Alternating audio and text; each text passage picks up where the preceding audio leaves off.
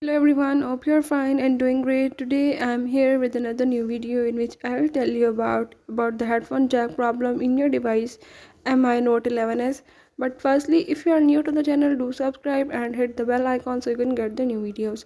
Now let's move toward the video. If your headphone jack is not working or your earphone jack is not working, you can solve it by the way as I am showing in the video. Just follow the steps and watch complete video so you can understand how you can solve your headphone jack problem in your device Note 11s Redmi. Let's watch the video.